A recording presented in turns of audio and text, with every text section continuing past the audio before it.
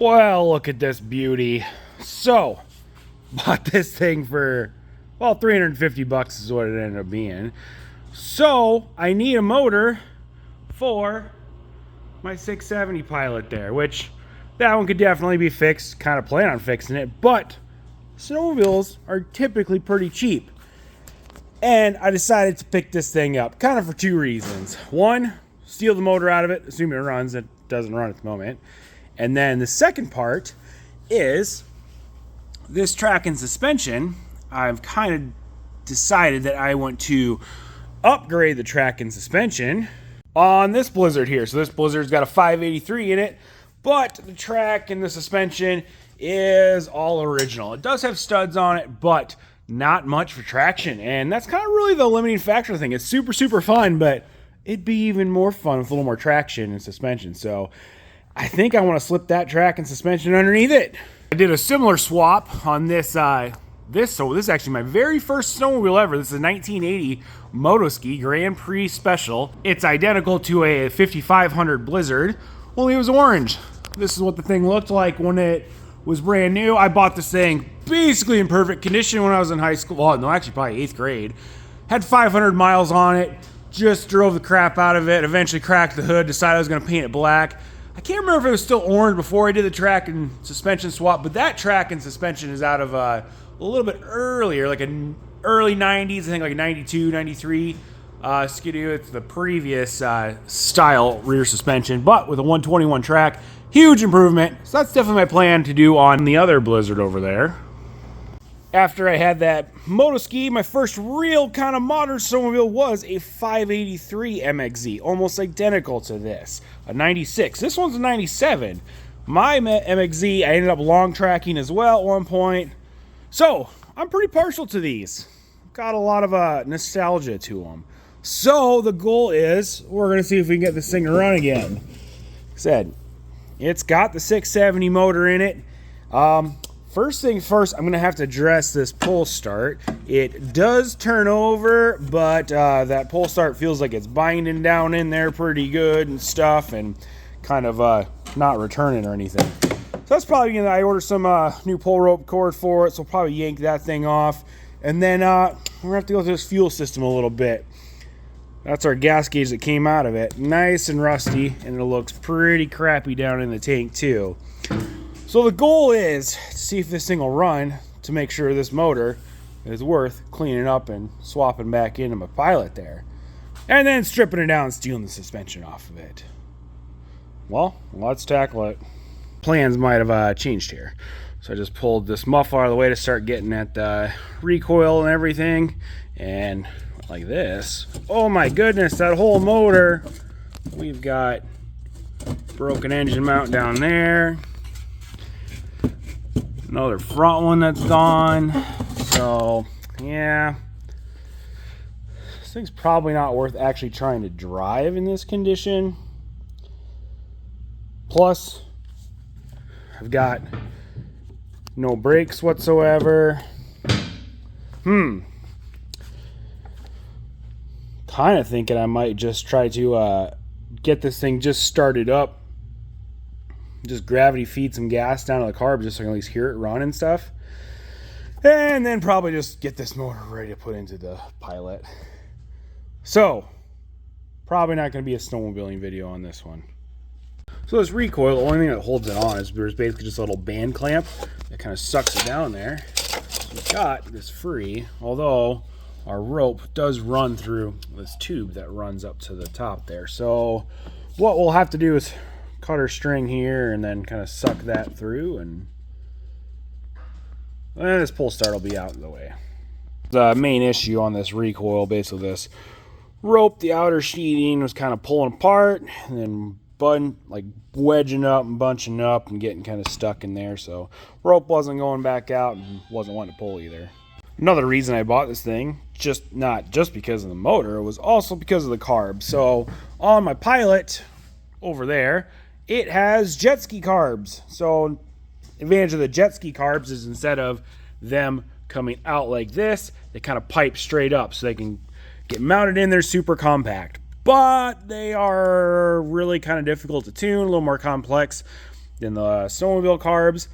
Now they do make a little adapter kit, kind of a intake manifold that will take this intake, then rise it up, and then kind of shoot it back over, so it kind of gets up and over out of the transmission, out of the way of the transmission anyway. So I've been wanting to do that as well. So my goal here is, I think, to also steal the carbs off of these as well as the motor. But we need to see if these things are horrible inside, so we're going to pull these things off. So the barrel's on the top.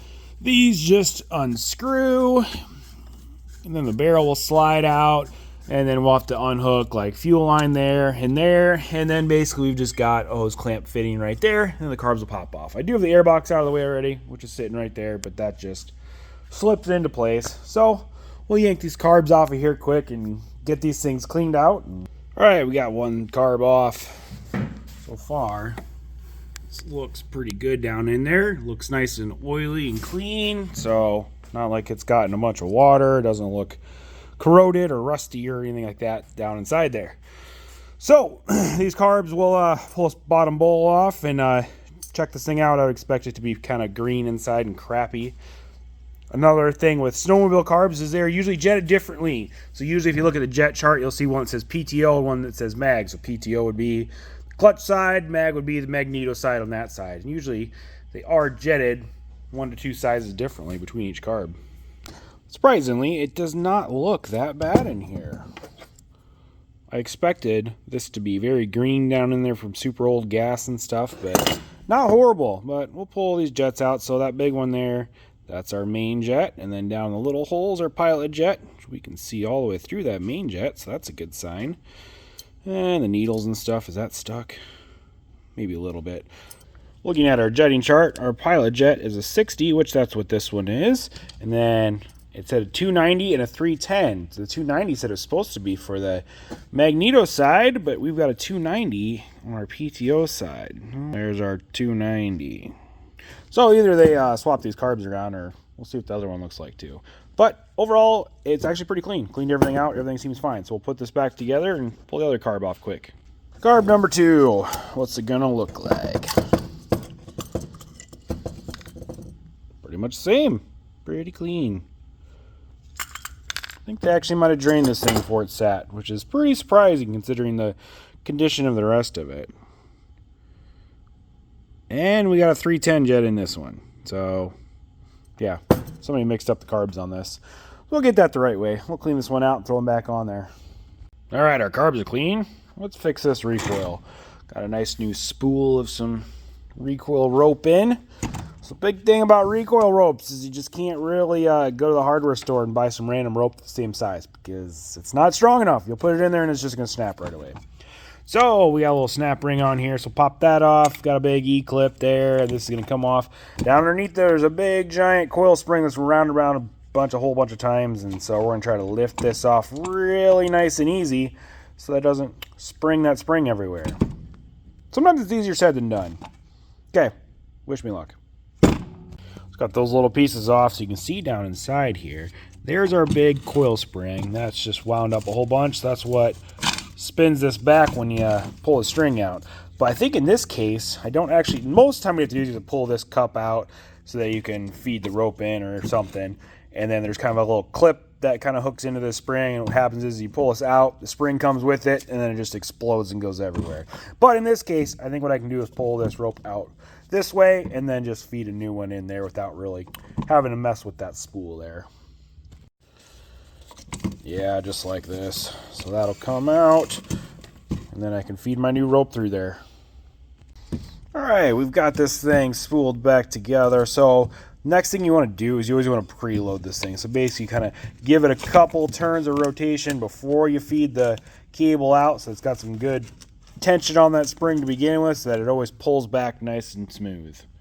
Well, so let's pull start back on, and I think we'll check compression on this motor and some spark. Another little trick, we need to feed this string through the little tube up there, that little tube right there. So I'll take a vice grip and clamp it on the end, pull a bunch out so you're not fighting this recoil the entire time. Alrighty, we got our pull start back in place. We'll pull the spark plugs out here, do a little compression check. It feels like it's got a lot of compression. Good sign, I think. So we'll see what this thing does. It pulls over pretty hard, but well, this one plug, the PTO side, came out extremely wet there. The other one was dry. I'm guessing we probably got some pretty good gas down in there. Let's pull it over and see if it squirts.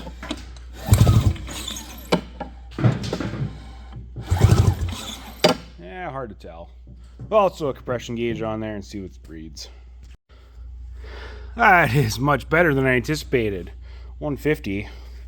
Say my old 583 was always like 100, and that thing always ran great, but I expected more like 120, but who knows what this thing's got for pistons in. I mean, I did see some Wisco stickers on the side, so who knows if this top end's been done on it. All right, let's check the other side quick. Oh boy, that's kind of way too high. I don't know if it's if there's just a lot of gas down there, which could be that it's just taking up that volume. I mean, when I plugged on that side, that hard turn over was definitely from that PTO side cylinder. Well, I might blow this out really good and see if that's what the issue is. We got a bunch of gas pooled up down on the bottom of the crankshaft or something. Well, that compression's slowly coming down. I sprayed my air hose down into the plug hole. We've got a bunch of oil that's pooled up down there. You can kind of see it's been shooting some out of the intake boot. It's pooled down there and it kind of bubbled up. So I think either that oil injection maybe was leaking or something, but I think we had a decent amount of oil pooled up down the bottom of the crankcase, taking up a little bit too much volume and creating that compression pretty high. So I took my air hose and just blew into the intake as well as down the spark plug hole, and I was just getting tons of oil coming out, especially on this side over here. And that makes me kind of wonder. So like this, there's got a rotary valve down in here, and basically you got an oil line there as well through the oil injection side. That oil's the rotary valve. I don't know if there's a seal that could possibly be leaking in there, that it's just dumping it down into the crankcase or what. It just seems like an absurd amount of oil down in there, more than I think I've ever seen come out of an engine like this before. So I've done a little research here. So with this motor, for oil to get down to the crankcase like this, basically on our oil reservoir right here, we've got one line that comes down to right there. There's another line that's buried down there that kind of comes right down in there. But what that does is it fills up. There's a shaft, a rotary valve shaft that comes basically perpendicular to the crankshaft through there. There's a cavity in there that's filled up with two-stroke oil that lubricates the gears for the water pump and the rotary shaft. Inside the crankshaft, there's basically an oil seal here and there that separates this cavity from the crankshaft. If that oil seal is leaking a little bit, that oil from that cavity, which is filled up, can fill up the crankcase. Or there's a seal on the outer part of like the rotary valve that could leak and then kind of run down in here too from sitting for a long period of time. The forums, people kind of say, well, you know, it's an issue that prevents you from an easy startup at the start of the year if it sits for quite a while, because you get a whole bunch of oil down in the cylinder like this one's doing. But typically after it starts up and runs, it cleans itself out really well and then it's fine. But I'm thinking I try to go ahead and still get this motor started up, and we'll see how bad it smokes. So I think I'm going to throw the carbs back on it quick, and then we'll see if we can get to fire it all. Okay, the carbs are back on. We do have good spark. Put the spark plugs back on. I have no gas hooked up to it. Carbs are dry still too. So if this thing pops off at all, it's basically, I mean, I've kind of sprayed some carb cleaner down into the motor to try to flush some of that oil out. So if it pops off at all, it's burning on whatever's down inside there. So let's see what it does. All right, kill switch on, throttle's free. Okay, that was actually a good. Very good start. Didn't really expect that.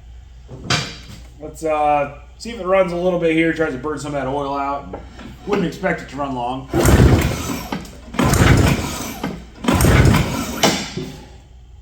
Okay. Maybe we throw some fuel at this thing and then see what it does. Alright, we'll give it a shot of some carb cleaner here.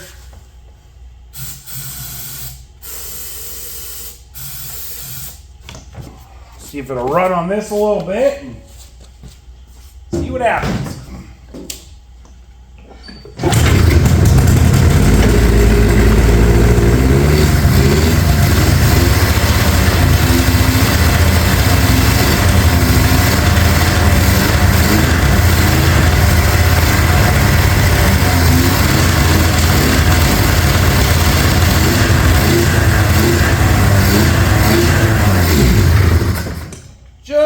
see a bit of smoke.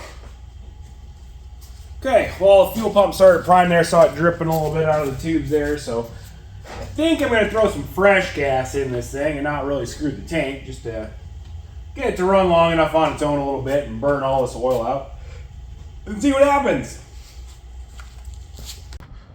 All right, we moved outside with it, so I fired it up here just a little bit on some carb cleaner still, and then just had my fuel lines hooked off, let them just kind of pump and bleed and squirt a bunch of gas on the ground, which, I mean, it's definitely very old gas, but I don't think there's any water mixed in there, which is good. It doesn't look wet at all or any contamination. I did dump a little bit of fresh gas in there, so we're going to see if this thing will kind of run on what's in there. Okay, I primed it a little bit. We'll see if it starts.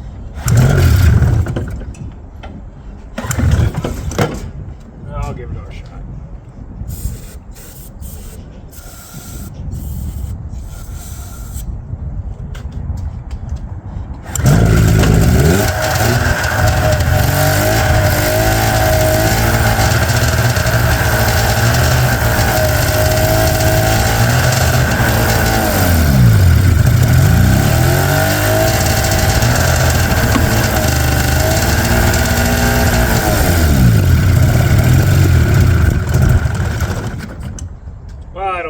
That really crappy gas that's in there.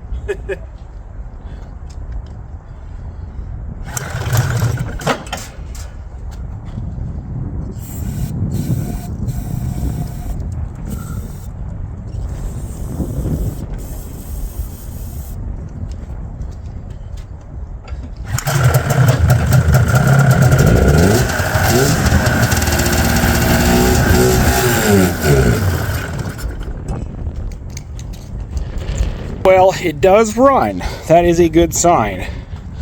I don't really feel like pulling this gas tank out and stripping all the old gas out of there and stuff just to make this thing run a little bit better.